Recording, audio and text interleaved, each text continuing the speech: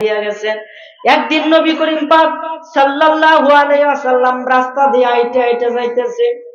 কোন একটা ঈদের নামাজ পড়ব, হয়তো ঈদুল ফিতর, না হয় ঈদুল আজহা, এই দুইটাতে একটা হবে। যাইতেছে নামাজ আদায় করার জন্য। এমন তো অবস্থায় কিছু মহিলাদের পাশ দিয়ে নবীজি যাইতেছে। মহিলাদেরকে উদ্দেশ্য করে নবীজি ডাক দিয়া কয়, হে মহিলারা, তোমরা সাবধান হইয়া যাও, আমাকে দেখানো হয়েছে তোমাদের মধ্যে মহিলারা অধিক পরিমাণে জাহান্নামে যাবে। জুড়ে বলেন না নাউজুবিল্লাহ। যারা টাচ মোবাইল আছে, যুবক মহিলারা যে জাহান্নামে যাইবো নাকি, এটার প্রমাণ হচ্ছে টাচ মোবাইল। কথা কোন ঠিক কিনা? যারা যুবক আছো তোমরা তো ইশারা ইঙ্গিতে বুঝবা, এমন কোন আল্লাহর বান্দা নাই যে মোবাইলের মধ্যে একটা খারাপ কোনো কিছু দেখে নাই। যে যদি টাচ মোবাইল থাকে, অবশ্যই কোনো না কোনো ছবি তার সামনে হঠাৎ করে আসা যাবে। এই মোবাইল বালার বালা, খারাপের খারাপ। হুজুর আপনি অতটা জানুন কেমনে? আরে জানি, আশেপাশে বন্ধু বান্ধব কি নাই? কোনটা কই? আছে তো, আছে তো। আপনি যতই আপনি এক কাজ করবেন, মোবাইলটা লয়ে প্রথম সেটিং এর মধ্যে গিয়ে ওয়াজ ডাউনলোড দেওয়া শুরু করবেন। এই বক্তার নাম লিখে সার্চ দিবেন, ওই বক্তার নাম লিখে সার্চ দিবেন। ফেসবুকের মধ্যে গেলেই আপনি বক্তার নামে সার্চ দিবেন, দেখবেন একটার পর একটা ওয়াজই আইতাছে, আর অন্য কোনো ভিডিও কখনোই আসবে না। এই কারণে আপনি যদি যেটার ইচ্ছা করেন এটাই আসবে, না আপনার ভিতরে যদি কুসুর বুসুর থাকে তাহলে তো ওইটা আইবই। কথা বলেন ঠিক কিনা? এই জন্য যুবকরা খুব সাবধান হন, গোপন পাপ থেকে তুমি মুক্ত থাকো, না হলে তোমার জীবন ধ্বংস। তুমি বুঝতেও পারবে না, তোমার ভিতরে ভিতরে তুমি জীবনটাকে শেষ করে দিতেছ। যুবক একটু সাবধান হও, একটু সাবধান হও। তোমার নিজের জিন্দেগি তুমি নিজেকে ধারণ করতে হবে, গোপন পাপে যে লিপ্ত হবে। বাবারে বাইরে আমি চ্যালেঞ্জ করে বইলা গেলাম, দুইটা ভয়ঙ্কর পাপের কথা আমি আজকে বইলা দিয়ে যাব। এক, মাদক দ্রব্য মানে মদ। যে ব্যক্তি মদ খাইলো, সে যদি তওবা করে ফিরেও আসে, তার শরীরে যে ক্ষতি হয়েছে এই ক্ষতি কখনো পূরণ হবে না। নাউজুবিল্লাহ বলে। বিজ্ঞানসম্মত এবং কোরআন হাদিস মোতাবেক নবীজি আগের থেকে সব কয়ে গেছে, বিজ্ঞানীরা গবেষণা করে দেয় নবীজি যা কইছে তা সত্য অসত্য। বলেন না সুবহানাল্লাহ। তার নবীজি বিজ্ঞানীরও বিজ্ঞানী ছিল। কথা কোন ঠিক কিনা? বিজ্ঞানীরও মহাগুরু আমগো নবীজি, বিজ্ঞানীদের বিজ্ঞানী আমগো নবীজি। ওরে এরকম একখান মায়ার নবী কোথাও পাইবানি তোমরা, এরকম একখান মায়ার নবী কোথাও পাইবানি, বিজ্ঞানীদের বিজ্ঞানী আমগো নবীজি, বিজ্ঞানীদের মহাগুরু আমগো নবীজি। জোরে বলেন সুবহানাল্লাহ। কত সুন্দর টিকে কইছে। সাহাবীরা জিগায় নবীজি, ও সাহাবীরা তোমরা আমার একটা কথার উত্তর দাওছে। সাহাবীরা কো, হুজুর কি কথার উত্তর দিতাম? ধরো তোমার বাড়ির সামনে একটা পুকুর আছে অথবা একটা দিঘি আছে, এই পুকুরের মধ্যে এই ব্যক্তি যদি দৈনিক 5 বার গোসল করে তাহলে তার শরীরে কোনো ময়লা থাকবো?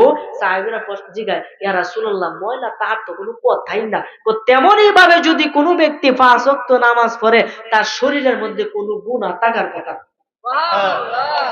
একবার নবীজি কি করছে, শীতকালে যখন মানে বসন্তকালটা আসে না, বসন্তকাল যখন আসে, এটা তো একটু একটু শীত, এই টাইমে নবীজি বাইর হইছে সাহাবীদেরকে লইয়া।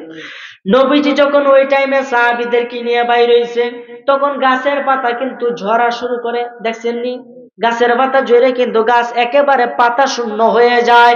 তখন নবীজি কি করছে, একটা ছোট গাছের মধ্যে ধইরা একটা ঝাড়া দিছে।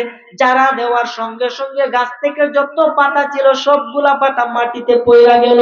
তখন নবীজি সাহাবীদেরকে উদ্দেশ্য করে ডাক দেয়া কই, ওই আমার আদরের সাহাবীরা, তোমরা কি দেখছো এই গাছটার কি অবস্থা? হুজুর দেখছি গাছটা পাতাই ভরা ছিল, আপনি লাড়া দিছেন, পাতাগুলা সবগুলা মাটির মধ্যে পড়ে গেল।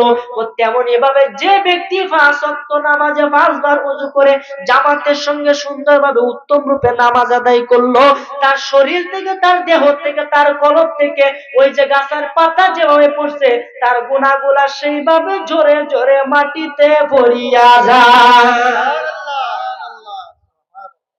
তাহলে নামাজ দামানো পড়ার দরকার নাই না? যে ব্যক্তি ফজরের নামাজ ছাইরা দিল, একটা গোপন কথা আপনারা জানেন, হাদিসেও আছে, যে ব্যক্তি ফজরের নামাজ ছাইরা দিল তার চেহারার উজ্জ্বলতা কমে গেল, তার চেহারাটা দিন দিন বান্দরের মতো দেখা যাবে। যেমন একটা লোক কালো, সে যদি 5 ওয়াক্ত নামাজ পড়ে তার চেহারার দিকে তাকাইলে আলাদা একটা মায়া লাগে। লাগে কি লাগে না?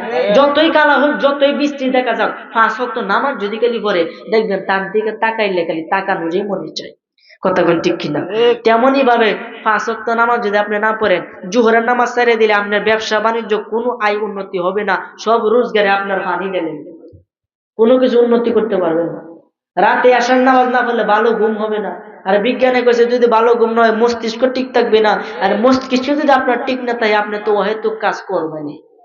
কথা বল ঠিক কিনা? এই জন্য আমার ভাইয়েরা, বাবারা, বন্ধুরা খুব মনোযোগ দেন, 5 ওয়াক্ত নামাজ আমাদের কায়েম করতে হবে। যারা মহিলা আছে, নামাজ যার টাইম হইতে বিছানা বিছাইয়া, মসল্লা বিছাইয়া আপনি ঘরের ভিতরে নামাজ আদায় করবেন। আর পুরুষ মানুষ যারা আছেন, আপনারা আজানটা দেওয়ার সঙ্গে সঙ্গে মসজিদের দিকে রওনা দিবেন। কেননা নবীজি বলেছেন, ও আমার আদরের সাহাবীরা, তোমরা কি কোনো জান্নাতি ব্যক্তি দেখতে চাও? সাহাবীরা ডাক দেখো, ইয়া রাসূলুল্লাহ, অবশ্যই আমরা জান্নাতি ব্যক্তি দেখতে চাই। তাহলে তোমরা জেনে রাখো, যে ব্যক্তি একমাত্র সাক্ষী দেয় লা ইলাহা ইল্লাল্লাহু মুহাম্মাদুর রাসূলুল্লাহ, যে আল্লাহ ছাড়া কোনো মাবুদ নাই এবং মুহাম্মদ সাল্লাল্লাহু আলাইহি ওয়াসাল্লাম আল্লাহর রাসূল, এই কথা বিশ্বাস করবে এবং আল্লাহর সাথে কাউকে শরীক করবে না, এবং এক ওয়াক্ত নামাজ আদায় করিয়া আরেক ওয়াক্ত নামাজের জন্য অপেক্ষায় থাকবে। কথাগুলো বুঝতেছেন? মানে নবীজি কইতেছে জান্নাতি মানুষ তারাই যারা ফজরের নামাজ পড়ছে, জোহরের নামাজের সময় কখন হবে এই আশায় তারা যখন বইয়া থাকে, এই আশায় যখন তারা থাকে, এই ব্যক্তিটাই হইল জান্নাতি। বলেন সুবহানাল্লাহ। তাইলে আমরা কি 5 ওয়াক্ত নামাজ ইনশাআল্লাহ পড়বো তো? সবাই সবাই পড়বো তো ইনশাআল্লাহ? হাত তুলে দেখাই। নারে তাকবীর, নারে রিসালাত। নামাজ রোজা যেখানে, হাত নামান সকলে আলহামদুলিল্লাহ। যারা হাত উঠান নাই, আমরা জাহান্নাম ক্রয় করে নিছি। যারা উড়াইছেন তারা ওয়াদাবদ্ধ হয়েছেন, আর ওয়াদা ভঙ্গ করলে আপনি মুনাফিক হবে। আর মুনাফিক হইলে ইন্নাল মুনাফিকিনা ফি দারকিল আসফালি মিনান নার, যে ব্যক্তি মুনাফিকি করলো সেই ব্যক্তি জাহান্নামের সবার তলে যাবে। আর জাহান্নাম কতটুকু গভীর একটু কইতাম বাবা। জাহান্নাম কতটুকু গভীর যে মুনাফিকরা কোন জায়গায় যাইব। আল্লাহ সর্বপ্রথম যখন জাহান্নাম বানাইছে, জাহান্নাম বানানোর পরে আরো বিলে বাড়ায় চিন্তা করছে, জাহান্নাম বানানোর পরে আল্লাহ জাহান্নামরে একটা মাপ দিছে। মাপ দিয়া জাহান্নামের মাপ অনুযায়ী একটা বিশাল বড় পাথর আল্লাহ জাহান্নামের মধ্যে ছেড়ে দিল। ওই আদম সৃষ্টিরও আগে কিন্তু জাহান্নাম বানানি হয়েছে। কথা কোন ঠিক কিনা? আদম আলাইহিস সালামের সৃষ্টির আগে জাহান্নাম বানাইছে। কারণ আদম আলাইহিস সালাম যখন আল্লাহ বানাইছে, বানাই সরাসরি কিন্তু জান্নাত দিছে। যদি আগে থেকে না বানাইতো তে জান্নাত কি দিতা লইলে? তখন আগে থেকে যখন জাহান্নাম বানাইছে, তখন আদম আলাইহিস সালাম বাচ্চা কিন্তু আপনার 1000 বছর। কত বছর? 1000 বছর। তাহলে 1000 বছর কি মনে 1-2 দিনের ব্যাপার না? আই সব বলা 1000 বছর চিন্তা করছেন। জিনেরা কিন্তু বাঁচে আপনার অনেক বছর, 6-7 হাজার বছরও বাঁচে, বুঝছেন? অনেক জিন আছে আপনার 1727 বছর, এমন জিন আছে, এমনকি 1400 বছর, 1000 বছর আছে। হুজুর আপনি অতটা জানেন কেমনে? এটা আপনারা যদি গবেষণা করেন তাহলে দেখতে পাবেন ইনশাআল্লাহ। যারা তাহাজ্জুদে নামাজ পড়ে ইনশাআল্লাহ তাদের চোখে তারা অনেকে দেখা দেয়। এই জন্য রাত্রে যদি কোনো যান হাটে বা কোনো একা একা থাকেন, যদি কোনো প্রাণী দেখতে পান, 24 ঘন্টার মধ্যে জিনেরা একটা, তাদের যে একটা কথা, 24 ঘন্টার মধ্যে জিনেরা তাদের নিজের রূপটাকে পাল্টাইতে হবে, না হলে তাদের শান্তি লাগে না। একটা না একটা রূপ তাদের ধারণ করতে হবে, হয়তো বিলারের রূপ, নাইলে কুকুরে, নাইলে সাপের। সবচেয়ে বেশি ধরে সাপের রূপ। এই জন্য কোনো জায়গায় যদি সাপ অথবা বিড়াল দেখতে পান, সর্বপ্রথম আয়াতুল কুরসি করে আপনার নিজের শরীরের মধ্যে একটা ফু দিবেন, আর তার কোনো ক্ষতি করবেন না। করলে আপনার ক্ষতি হওয়ার সম্ভাবনা আছে। এই জন্য রাত্রে যদি চলাচল করেন খুব সাবধান থাকবেন ইনশাআল্লাহ। আল্লাহ আমাদের সকলকে জিন এবং খবিশ শয়তান থেকে হেফাজতে রাখুক। উচ্চ আওয়াজে বলেন আমিন। মনে রাখবেন, যদি কোনো মানুষকে জিনে ধরে, মনে রাখবেন সে ব্যক্তি অশিক্ষিত, সে ব্যক্তি মূর্খ। মূর্খ না হইলে জিন তাকে ধরবে না। জিন কিন্তু মূর্খ। জিনের মধ্যে কিন্তু অনেকে পড়াশোনা করে না, মানুষের মতো পড়াশোনা জিনেরা করে না। জিনেরা মূর্খতায় অধিকাংশ, এবং অধিকাংশ থাকে শয়তান, এবং হিন্দু জিন বেশি। হিন্দু জিন কি বেশি। এই জন্য আমার ভাইরা, বাবারা, বন্ধুরা খুব মনোযোগ দেন। জিন সম্পর্কে আলোচনায় যাব না, আমার মূল আলোচনার মধ্যে যাব। আমার ভাইরা, বাবারা, বন্ধুরা, বলতেছিলাম আল্লাহ যখন জাহান্নাম বানাইয়া এটার মাপে একটা পাথর জাহান্নামের মধ্যে ছাইরা দিল, পাথর পড়তেছে, আল্লাহ আদম আলাইহিস সালামকে বানাইছে, বলেন সুবহানাল্লাহ। তখন ওই পাথর পড়তেই আছে, আদম আলাইহিস সালাম বেহেশতে দিছে, পাথর পড়তেই আছে, বেহেশতে কাটতাছে, পাথর পড়তে আছে। শয়তান শাখের ভিতরে ঢুইকা জান্নাতের ভিতরে ঢুকছে, ঢুইকা সুন্দরী রমণী সুরতে দইরা মা হাওয়ারে ফল খাওয়াইছে, মা হাওয়া শরীর থেকে বেহেশতি পোশাক চলে গেল। তখন বলতেছে হাই রে আমার কি উপায় হইলো, ও তোর স্বামীর গিয়ে খাওয়া, নাইলে কিন্তু নিস্তার নাই। আদম আলাইহিস সালাম ঘুমন্ত অবস্থায় ছিল, একটু রস চিপে নিয়ে তার গলার মধ্যে দিছে। আদম আলাইহিস সালামের গন্ধ শুনকে গলার মধ্যে টিপতে ধরছে, ধরার পরে চামড়া যতই টিপতে ধরো পানি জাতীয় কি গলা থাকবে না, যাবে। এই যে যখন গলাত গেছে গা, তখনই তার পোশাক খুশে পড়ে গেল। তখন একটা গাছের পাতা দিয়া, সব গাছের পাতা আছে, একটা গাছ পাতা দেব না, তোমরা আল্লাহর আদেশ অমান্য করছো, পাতা দেওয়া যাবে না। তখন শেষে একটা গাছে পাতা দিল। আল্লাহ খুশি হইয়া তুই যখন আমার নবীর একটা পাতা দিছ তার লজ্জাস্থান থাকার জন্য, যা কিয়ামত পর্যন্ত আমি তোর মানুষের উপকারী গাছ করে দিলাম। হুজুর এই গাছটা কি? এই গাছটা হলো চন্দন। কি গাছ? আমরা কি দহনও কিন্তু বেছে চন্দন বাম, বেছে কি বেছে না। এটা যদি আপনি বেতালায় কাটতে গেলেন লাগাইলে কিন্তু ভালো এরে। আর চন্দন কাঠ জ্বালালে গড় সুগন্ধি হয়ে পড়ে, এবং চন্দন কাঠে জিনও সাধনা করা যায়, বলেন না সুবহানাল্লাহ। সম্মান বাড়াইছে কে? এই জন্য আমার ভাইরা বাবারা বন্ধুরা, ওই আদম আলাইহিস সালাম বেহেশত থেকে বাইর হইলো, 350 বছর কান্নাকাটি করলো, পাথর পড়তেই আছে। 1000 বছর চলে গেল, পাথর পড়তেছে। এরপর আরেক নবী আইলো, পাথর পড়তেছে। এইভাবে আস্তে আস্তে ঈসা আলাইহিস সালাম পর্যন্ত আসছে। এরপর পাথর পড়তেই আছে। শেষের নবীজি আল্লাহ পাকের দরবারে মেরাজ করছে, ওই সময় পাথর পড়তেই আছে। মেরাজের পরে যখন নামাজ নিয়ে নবীজি দুনিয়ার মধ্যে আসছেন, আয়েশা নামাজ আদায় করেন, এরপরও পাথর পড়তেছে। হঠাৎ করে নবী যখন এশার নামাজের সময় বেতেরের নামাজ পড়েন, বেতেরের নামাজ পড়েন কি করেন না? বেতেরের নামাজ যখন নবীজি পড়ে, 2 রাকাত নামাজ পড়ার পরে যখন রুকুতে যাবে, তখনই হঠাৎ করে পৃথিবীর মধ্যে একটা কাফন দিছে, জোরে বলেন সুবহানাল্লাহ। এই কাফন দেওয়ার সাথে সাথে নবীজির হাতটা নিয়তটা ছুটতেছে গা, নেওয়ারটা ছুটতে যাওয়ার সাথে নবীজি আবার কইছে আল্লাহু আকবার। এই জন্য বেতেরের নামাজে আমরা আরেক বা 2 রাকাত পড়ি, কিন্তু আমরা আবার নিয়ত করি। ঠিক কথা বুঝছেন? করতে গেছে এটা আরেকটা রিওয়ায়াত আছে, যেটা কি, যে কাফেররা মুনাফিকরা মুসলমানের নাম দেয় রে, মুসলমান হইয়া মসজিদে নামাজ পড়তো, তাদের বুকের মধ্যে পুতুল রাখতো। কি রাখতো?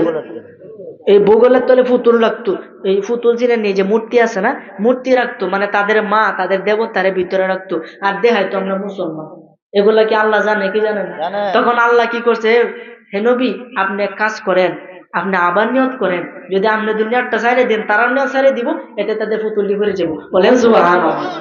তখন নিয়ত যখন আসছে, তখন টাস করে যখন মূর্তি পড়তেছে বাংলাদেশে, তারা কাতার থেকে দৌড়ে মসজিদতে পারিতেছে না, তো সিন্ডেল, বলেন না সুবহানাল্লাহ। এই জন্য আমার ভাইরা বাবারা বন্ধুরা, ওই বেতেরের নামাজের সময় পৃথিবীরা যখন কাফন দিছে, আমার নবীজি জানে কি জানে না? জানাইছে কেলা? কোন মানুষে জানাইছি যে আল্লাহ যেটা জানায় এটা কি হাজির না গায়েব? আল্লাহ তো আপনারে গোপনে ভাবে জানাইছে, এটা কি হাজির না গায়েব? গায়েব। তো গায়েব বিষয় আল্লাহ জানাইছে, তা আপনি কেমনে কই নবীজি জানে না? নবীজি তো জানে, আল্লাহ তো জানানোর মালিক, বলেন না সুবহানাল্লাহ। এই জন্য আমার ভাইরা বাবারা বন্ধুরা, তখন নবীজি যখন জানে, নামাজের পরে সাহাবীরা জিজ্ঞাসা, ইয়া রাসূলুল্লাহ, ইয়া হাবিবাল্লাহ, নবী গো, ও মায়ার নবী, দয়ার নবী, নবী গো,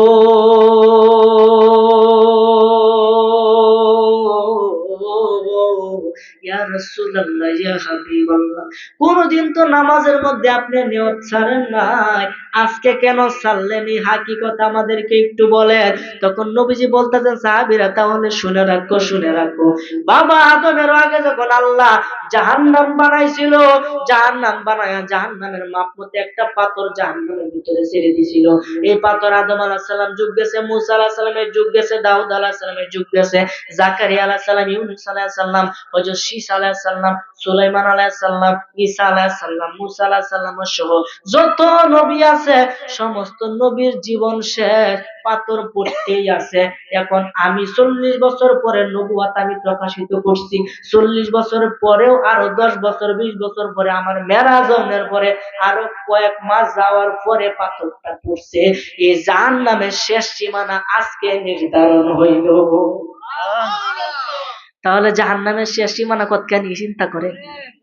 হ্যাঁ, এনো যাইবো মুনাফিকরা। তাহলে যারা আমার সাথে হাত তুলে ওয়াদা করছেন আপনারা কেউ নামাজটা ছাড়বেন না ইনশাআল্লাহ, নাকি? নামাজ কিন্তু আল্লাহর না। চ্যালেঞ্জ করলাম আমি। নামাজ কার? নিজের নিজের। আল্লাহর নামাজ হতে পারে না। আল্লাহ তো নামাজের মালিক। আপনি আল্লাহ নামাজ করবেন, এতে আল্লাহর কোনো লাভ হইতো না, আপনারই লাভ হইল। তাহলে এটা কি আল্লাহর যেটা লাভ হইতো না, এটা কি আপনার আল্লাহর হতে পারে? আল্লাহ কোনটা লাভ? আল্লাহ কো ইউসাল্লুনা আলান নবী, আমি স্বয়ং নবীর প্রতি দুরূদ পড়ি। সুবহানাল্লাহ। এই আমলটা হলো আল্লাহর। দুরূদ পড়া আল্লাহর আমল। এই আমলটা আমাদেরকে সকলকে করতে হবে, কারণ আল্লাহ আমাদেরকে আদেশ দিয়েছে, ইয়া আইয়ুহাল্লাযিনা আমানু সাল্লু আলাইহি ওয়া সাল্লিমু তাসলিমা। হে ঈমানদাররা, তোমরা যারা আমাকে বিশ্বাস করো, আমার নবীকে বিশ্বাস করো, তোমরা কি করো? সেই নবীর প্রতি দুরূদ পড়ো। তা আল্লাহ যখন কইছে দুরূদ পড়ার কথা, আপনি দুরূদ পড়ুন না যে, নাকি? কোনটা কই? দুরূদ পড়তেই হবে। এই জন্য সব কথার মূল কথা, ভালো পথে থাকতে হবে, ভালো কাজ করতে হবে, ভালো মানুষের সাথে চলতে হবে।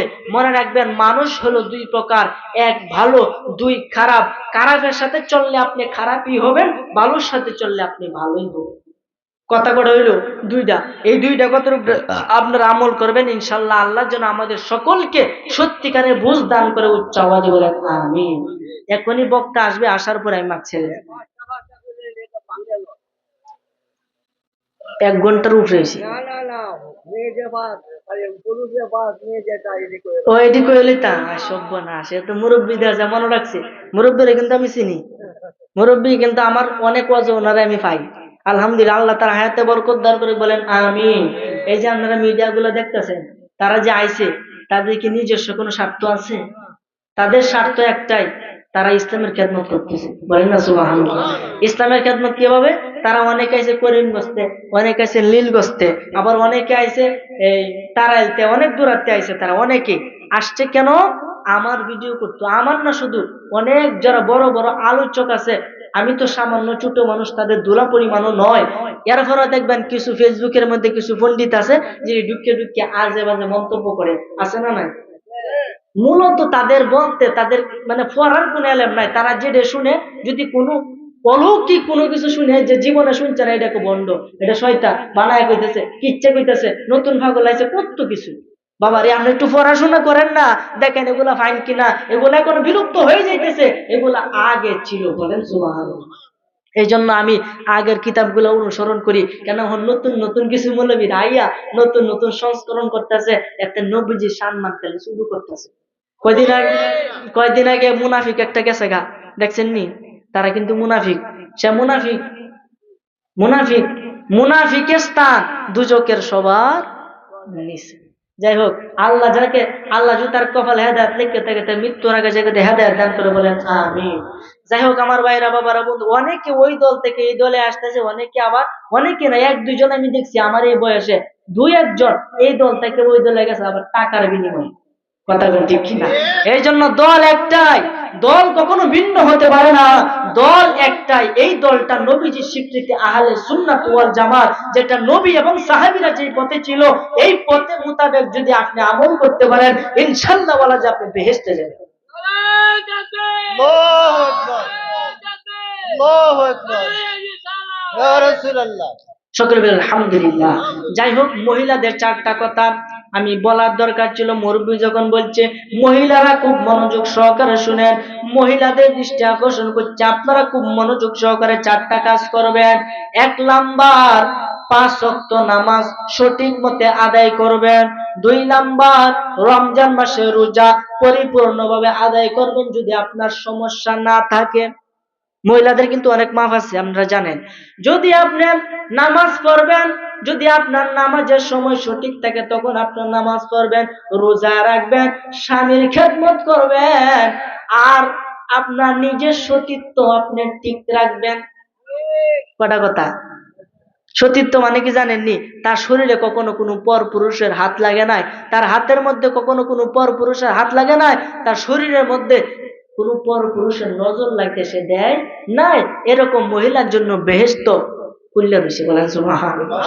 নবীজি বলছেন দুইটা জিনিসের হেফাজত যে ব্যক্তি আমি নবীর কাছে দিতে পারবে তাকে জান্নাতে নেওয়া আমি নবীর লাগে ওয়াজিব। এক, নিজের জবান, এই জবান দিয়ে যাতে মিথ্যা কথা না বাইরে, এই জবান দিয়ে যাতে হারাম না কা, এই জবান দিয়ে যাতে চুরির জিনিস না কা, এই জবান দিয়ে যাতে খারাপ গাল মন্দ না করে। এক। দুই নাম্বার হলো লজ্জাস্থান। এই লজ্জাস্থানে হেফাজত যদি নবীর কাছে আপনি দিতে পারেন, আমি দিতে পারি যে হুজুর আমার মুখ এবং লজ্জাস্থান উভয়টাই আমি হেফাজতে রাখছি, যতদিন আমার প্রতি হালাল কাজ, যখন আমার প্রতি হালাল হলো তখন আমি করছি, এর আগে করি নাই। এই যে জবটা যদি নবীর কাছে আপনি দিতে পারেন, নবীজি বলছেন তুমি নামাজ পড়ো না পড়ো, তোমার আমি বেহেশতে নেব। এবং মান ক্বালা লা ইলাহা ইল্লাল্লাহ ফাদাখালাল জান্নাহ, যে ব্যক্তি সর্বশেষ বাক্য হবে লা ইলাহা ইল্লাল্লাহ, সেই ব্যক্তি বেহেশতে যাবে। বলেন না সুবহানাল্লাহ। যাই হোক, এই কথাই ছিল আমার। আর পুরুষরা 5 ওয়াক্ত নামাজ পড়বেন, রোজা করবেন এবং আপনার বিবিদেরকে পর্দায় রাখবেন। পর্দায় রাখেন তো আপনার জন্য ফরজ, পর্দায় রাখবেন এবং মিথ্যা কথা থেকে বিরত রাখবেন, হারাম থেকে বিরত রাখবেন, সুদ থেকে বিরত থাকবেন, মদ গাঞ্জা এবং নেশা জাতীয় দ্রব্য থেকে বিরত থাকবেন। আল্লাহ যেন আমাদেরকে সত্যিকারের দ্বীনি বুঝ দান করেন। উচ্চ আওয়াজ বলেন আমিন। আওয়াজ করে বলেন না আমিন। আর 22 তারিখ আমি আসব জগৎ সাবারি, আপনারা সকলে থাকবেন ইনশাল্লাহ। 22 তারিখ জগৎ সাবারি পলিটেকনিক কলেজটা চিনেননি? পলিটেকনিক করিমগঞ্জ যাইতে, এই পলিটেকনিকের কাছে জগৎ সাবারি মাহফিল, আপনারা সকলে থাকবেন। আর ডিসেম্বরের 5 তারিখ, এটা তো বলছি সামনে নভেম্বরের 22 তারিখ এই মাসেরই, আর ডিসেম্বরের 5 তারিখ মাটি কাটা, যদি পারেন তাহলে আপনারা যাইবেন মাটি কাটা। আব্দুল মজিদ পীর সাহেবের বাড়ি হয়তো আমাদের দাওয়াত দিছে, ওইখানে আপনারা থাকবেন ইনশাল্লাহ। আলোচনা করবো কোন কি